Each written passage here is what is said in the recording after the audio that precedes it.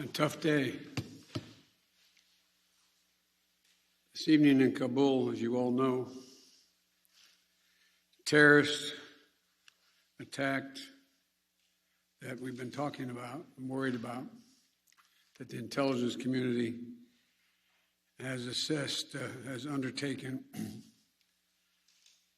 an attack by a group known as ISIS-K.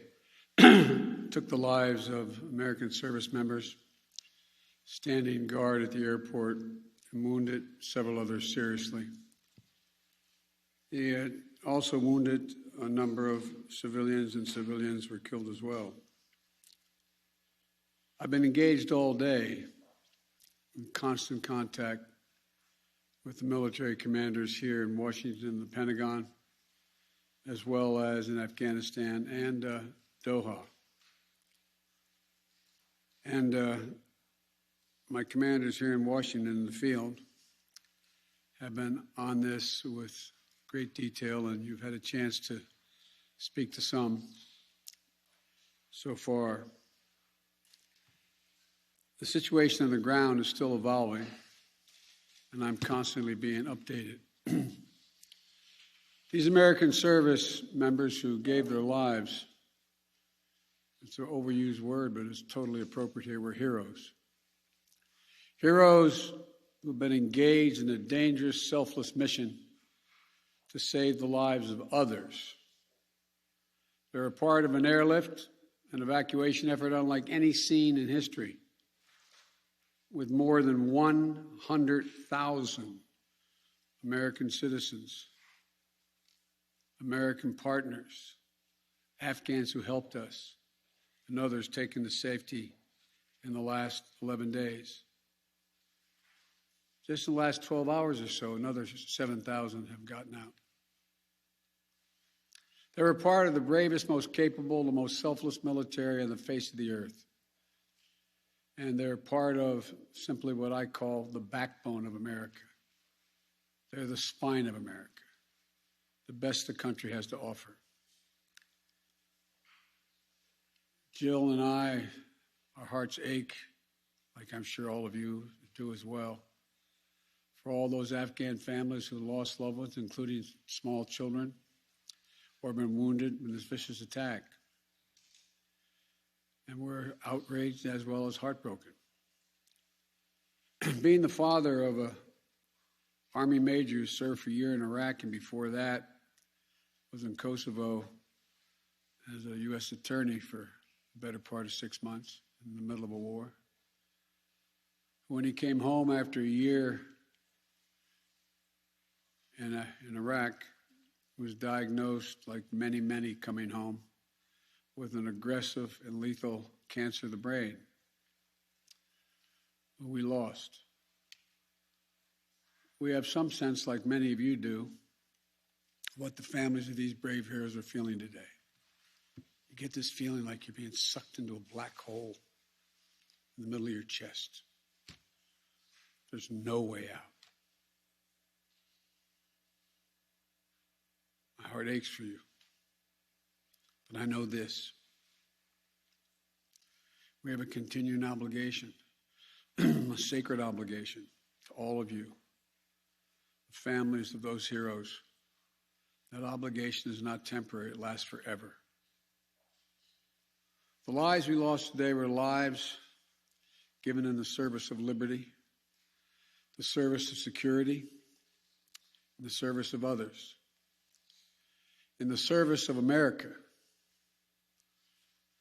Like their fellow brothers and sisters in arms who died defending our vision and our values in the struggle against terrorism. Of the fallen this day, they're part of a great and noble company of American heroes. To those who carried out this attack, as well as anyone who wishes America harm, know this: we will not forgive. We will not forget. We will hunt you down and make you pay. I will defend our interests and our people with every measure at my command. Over the past few weeks, I know many of you are probably tired of hearing me say it. We've been made aware by our intelligence community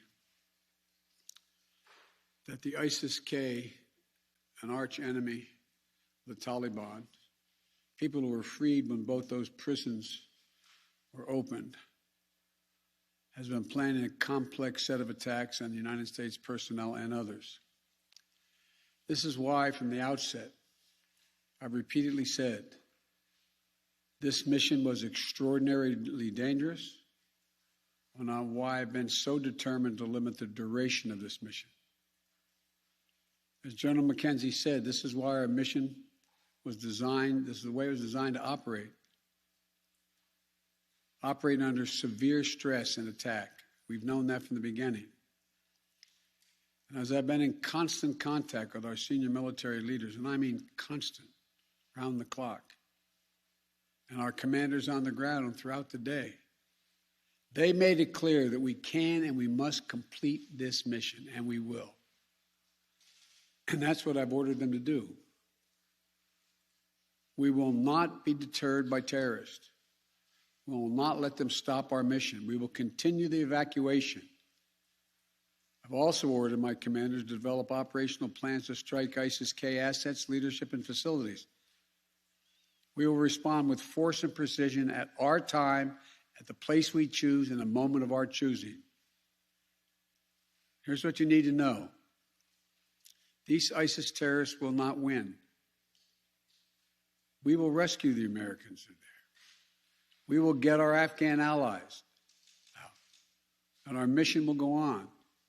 America will not be intimidated, and I have the utmost confidence in our brave service members who continue to execute this mission with courage and honor to save lives and get Americans, our partners, our Afghan allies out of Afghanistan. Every day when I talk to our commanders, I ask them what they need. What more do they need, if anything, to get the job done? As they will tell you, I granted every request. I reiterated to them today on 3 occasions that they should take the maximum steps necessary to protect our forces on the ground in Kabul. And I also want to thank the Secretary of Defense and the military leadership of the Pentagon and all the commanders in the field. There has been complete unanimity from every commander on the objectives of this mission and the best way to achieve those objectives. Those who have served through the ages have drawn inspiration from the book of Isaiah, when the Lord says, "Whom shall I send? Who shall go for us?" The American military has been answering for a long time. "Here I am, Lord, send me. Here I am, send me." Each one of these women and men of our armed forces are the heirs of that tradition of sacrifice, of volunteering to go in harm's way, to risk everything, not for glory, not for profit, but to defend what we love and the people we love. And I ask that you join me now in a moment of silence for all those in uniform and out of uniform, military and civilian, who have given the last full measure of devotion.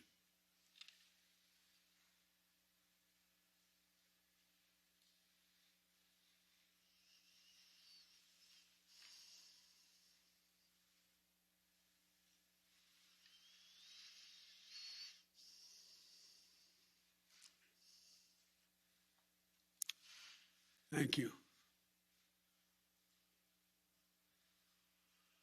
May God bless you all, and may God protect the troops and all those standing watch for America. We have so much to do. It's within our capacity to do it. We just have to remain steadfast. Steadfast. We will complete our mission, and we will continue after our troops have withdrawn to find means by which we can find any American who wishes to get out of Afghanistan. We will find them and we will get them out. Ladies and gentlemen, they gave me a list here. The first person I was instructed to call on was Kelly O'Donnell of NBC. You have said leaving Afghanistan is in the national interest of the United States. After today's attack, do you believe you will authorize additional forces to respond to that attack inside Afghanistan? And are you prepared to add additional forces to protect those Americans who remain on the ground carrying out the evacuation operation? I've instructed the military, whatever they need, if they need additional force, I will grant it. But the military, from the chairman of the Joint Chiefs, the commanders in the field, have all contacted me one way or another, usually by letter, saying they subscribe to the mission as designed to get as many people out as we can within the time frame that is allotted. That is the best way, they believe, to get as many Americans out as possible and others. And with regard to finding, tracking down the ISIS leaders who ordered this, we have some reason to believe we know who they are, not certain, and we will find ways of our choosing without large military operations to get them wherever they are. Trevor, Reuters. Thank you, Mr. President.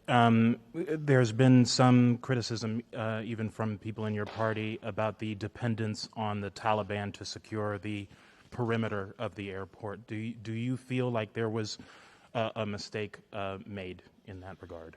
No, I don't. Look, I think General McKenzie handled this question very well. The fact is that we're in a situation, we inherited a situation, particularly since, as we all know, that the Afghan military collapsed 11 days before, in 11 days, that it is in the interest of, as McKenzie said, in the interest of the Taliban, that, in fact, ISIS-K does not metastasize beyond what it is, number one. And number two, it's in their interest that we are able to leave on time, on target. And as a consequence of that, the major things we've asked them, moving back the perimeter, giving more space between the wall, stopping vehicles from coming through, etc., searching people coming through. It is not what you'd call a tightly commanded, regimented operation like the U.S. is, the military is, but they're acting in their interest. And so, by and large, and I've asked the same question to military on the ground, whether or not it's a useful exercise. No one trusts them. We're just counting on their self-interest to continue to generate their activities. And it's in their self-interest that we leave when we said, and that we get as many people out as we can. Like I said, even in the midst of everything that happened today, over 7,000 people we've gotten out, over 5,000 Americans overall. So it's not a matter of trust, it's a matter of mutual self-interest. And but there is no evidence thus far that I've been given as a consequence by any of our commanders in the field that there has been collusion between the Taliban and ISIS in carrying out what happened today, both in front of the hotel and what is expected to continue for beyond today. Amir, Associated Press. Thank you, Mr. President. You have spoken, again, powerfully about your own son and the weight of these decisions. With that in mind, and also what you've said, that the longer we stay, the more likelihood that there would be a major attack. How do you weigh staying even one more day, considering what's happened? Because I think what America says matters. What we say we're going to do in the context in which we say we're going to do it, that we do it, unless something exceptional changes. There are additional American citizens. There are additional green card holders. There are additional personnel of our allies. There are additional SIV card holders. There are additional Afghans that have helped us. And there are additional groups of individuals that have been contacted us, from women's groups to NGOs and others, who have expressly indicated they want to get out and have gathered in certain circumstances in groups, on buses and other means. That still presents the opportunity for the next several days between now and the 31st to be able to get them out. And our military, and I believe, to the extent that we can do that, knowing the threat, knowing that we may very well have another attack, the military has concluded that's what we should do. I think they're right. I think they're correct. And after that, we're going to be in a circumstance where there will be, I believe, numerous opportunities to continue to provide access for additional persons to get out of Afghanistan, either through means that we provide and or are provided through in cooperation with the Taliban. They're not good guys, the Taliban. I'm not suggesting that at all. But they have keen interest. As many of you have been reporting, they very much would like to figure out how to keep the airport open. They don't have the capacity to do it. They very much are trying to figure out whether or not they can maintain what is the portion of an economy that has become not robust, but fundamentally different than it had been. And so there's a lot of reasons why they have reached out, not just to us, but to others, as to why it would be continued in their interest to get more of the personnel we want to get out. We can locate them. Now, there's not many left that we can assess that want to come out. There's some Americans we've identified, we've contacted the vast majority of them, not all of them, who don't want to leave because they're dual nationals, they have extended families, etc. And there's others who are looking for the time. So that's why we continue. I'll take a few more questions, but you, sir. I wanted to ask you, you, okay. You say that what America says matters. What do you say to the Afghans who helped troops who may not be able to get out by August 31st? I say we're going to continue to try to get you out. It matters. Look, I know of no conflict, as a student of history, no conflict where when a war was ending, one side was able to guarantee that everyone they wanted to be extracted from that country would get out. And think about it, folks.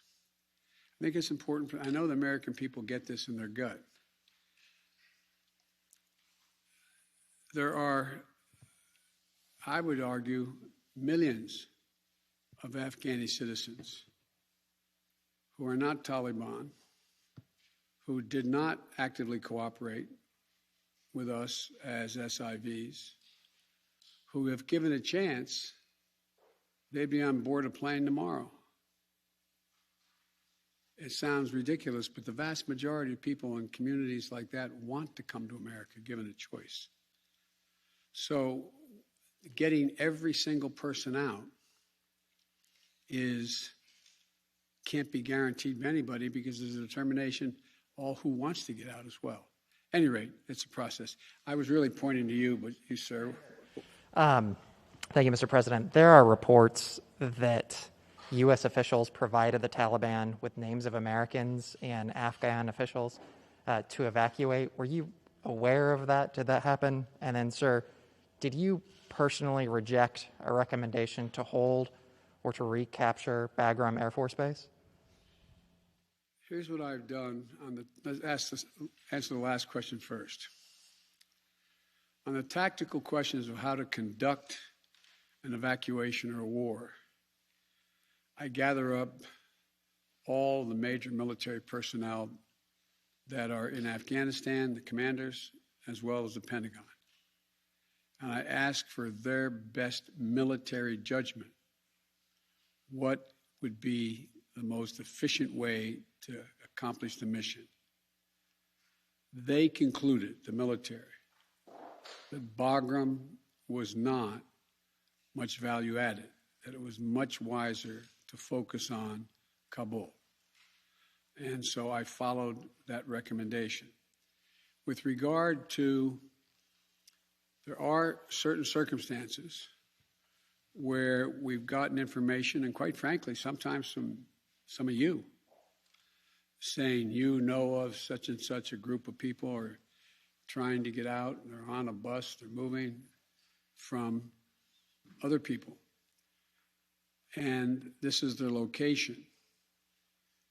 And there have been occasions when our military has contacted their military counterparts in the Taliban and said, this, for example, this bus is coming through with X number of people on it, made up of the following group of people. We want you to let that bus or that group through. So yes, there have been occasions like that. And to the best of my knowledge, in those cases, the bulk of that has occurred, they've been let through.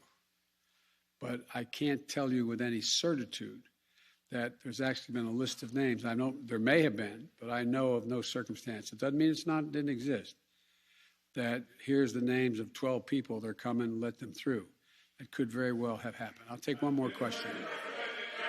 Wait. Let me take the one question from the most interesting guy that I know in the press. That's you. Mr. President, there had not been a U.S. service member killed in combat in Afghanistan since February of 2020. You set a deadline, you pulled troops out, you sent troops back in, and now 12 Marines are dead. You said the buck stops with you. Do you bear any responsibility for the way that things have unfolded in the last 2 weeks? I bear responsibility for fundamentally all that's happened of late.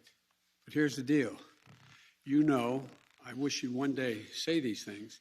You know as well as I do that the former president made a deal with the Taliban that he would get all American forces out of Afghanistan by May 1. In return, the commitment was made, and that was a year before. In return, he was given a commitment that the Taliban would continue to attack others, but would not attack any American forces. Remember that? I'm being serious. No, I'm asking you a question. Because before...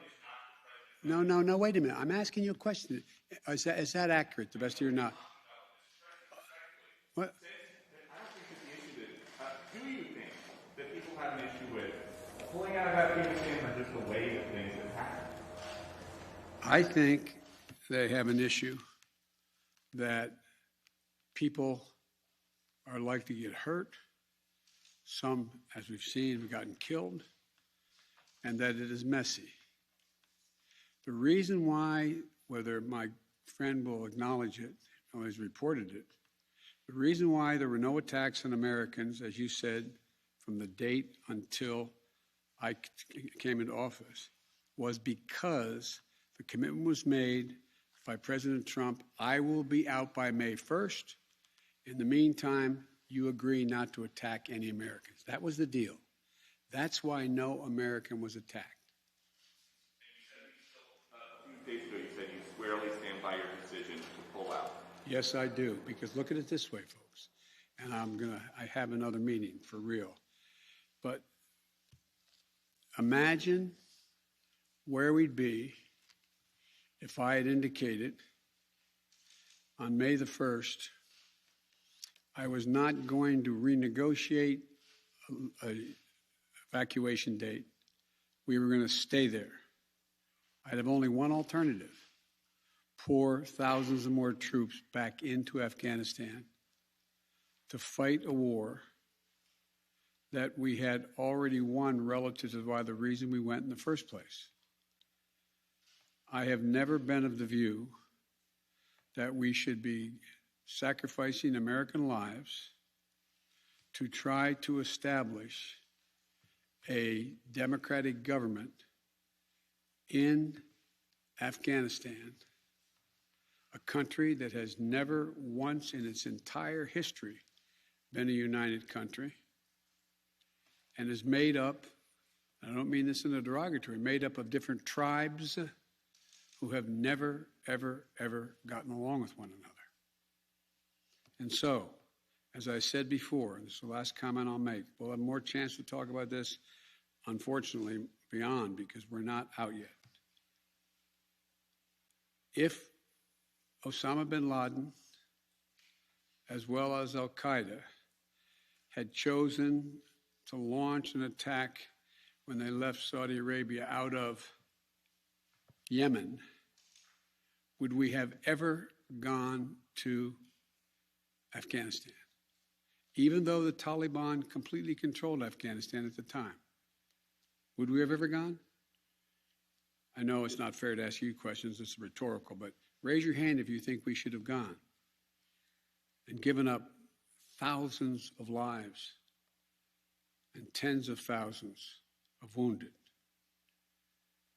Our interest in going was to prevent al-Qaeda from reemerging, first to get bin Laden, wipe out al-Qaeda in Afghanistan, prevent that from happening again. As I've said 100 times, terrorism is metastasized around the world. We have greater threats coming out of other countries, a heck of a lot closer to the United States. We don't have military encampments there. We don't keep people there. We have over-the-horizon capability to keep them from going after us. Ladies and gentlemen, it was time to end a 20-year war. Thank you so much.